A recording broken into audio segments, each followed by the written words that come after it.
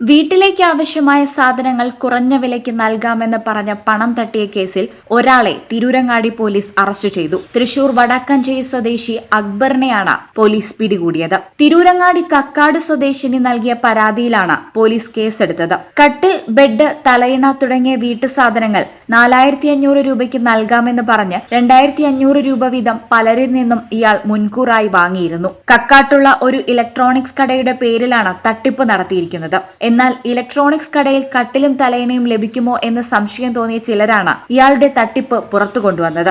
താനൂർ, ഫറൂഖ്, തിരൂരങ്ങാടി എന്നിവിടങ്ങളിൽ ഇയാൾ സമാനമായ തട്ടിപ്പുകൾ നടത്തിയിട്ടുണ്ടെന്ന് പോലീസ് പറയുന്നു. നേരത്തെ 21 കേസുകളിൽ പ്രതിയായ ഇയാളെ കോടതിയിൽ ഹാജരാക്കി റിമാൻഡ് ചെയ്തു. സാധാരണ വിലയേക്കാൾ വളരെ കുറഞ്ഞ വിലയ്ക്ക് സാധനങ്ങൾ ലഭിക്കുമെന്ന് പറഞ്ഞു വരുന്നവരെ കരുതിയിരിക്കണം. സാധനങ്ങൾ ലഭിക്കുന്നതിന് മുൻപ് വലിയ തുക മുൻകൂറായി നൽകുന്നത് ഒഴിവാക്കണം. പ്രത്യേകിച്ച് വിശ്വാസമില്ലാത്ത ആളുകൾക്കും സ്ഥാപനങ്ങൾക്കും പണം കൊടുക്കരുത്.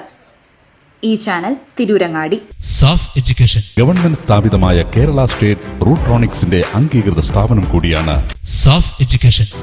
അവർ courses PGDCA, DCA, data entry, Indian and foreign accounting, Tally and GST, AutoCAD, graphic designing എന്നീ കോഴ്സുകൾക്ക് അംഗീകൃത സർട്ടിഫിക്കറ്റോടെ സാഫ് എഡ്യൂക്കേഷൻ പഠിക്കാം.